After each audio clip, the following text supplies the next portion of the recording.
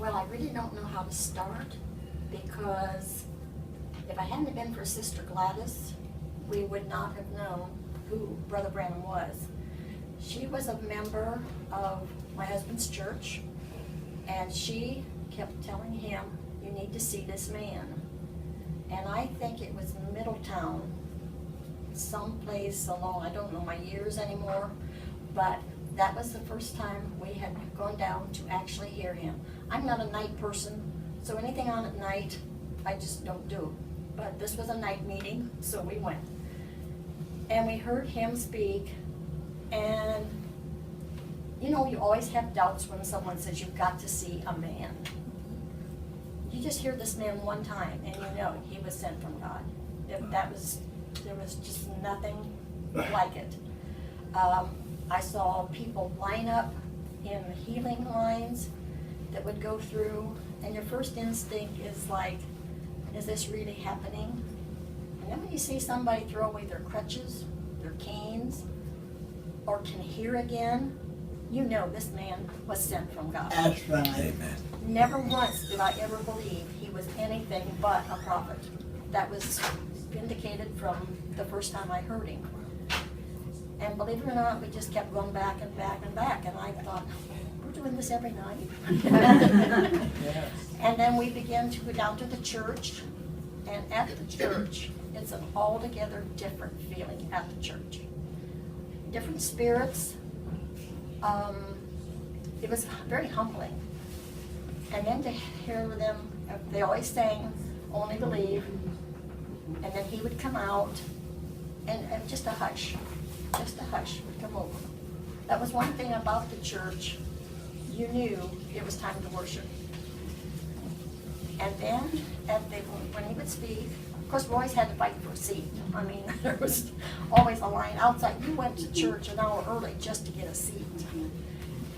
And then he would call, maybe not every time, but when he would call a prayer line, you were just elated to see that these people were there.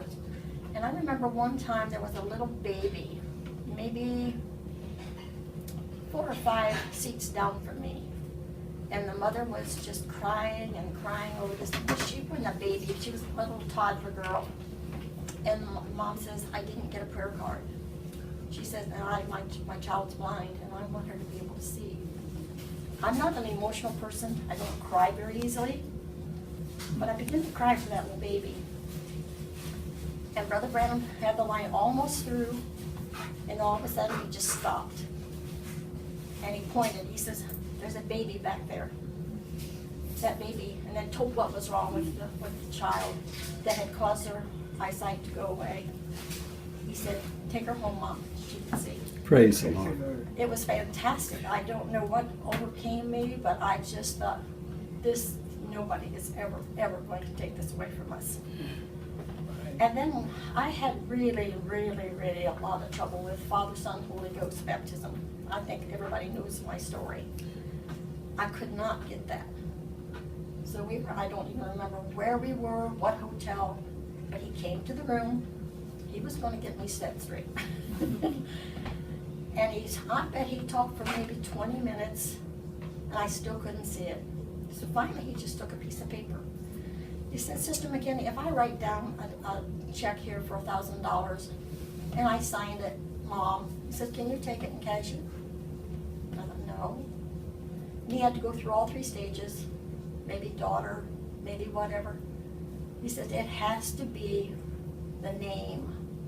Instantly, it clicked. Oh yeah, Father, Son, and Holy Ghost is Jesus Christ. Which then finally said what he was talking about this morning about the capstone and everything. There is only one God, and his name is Jesus. Yes. Which I appreciated that this morning when we did that. But it just so many things. I cannot begin to even tell you how many miracles we saw and how much truth to the word was that he gave to us. And had it not been for him, we probably none of us would be here, because he brought what God wanted us to hear. Thank you. Amen.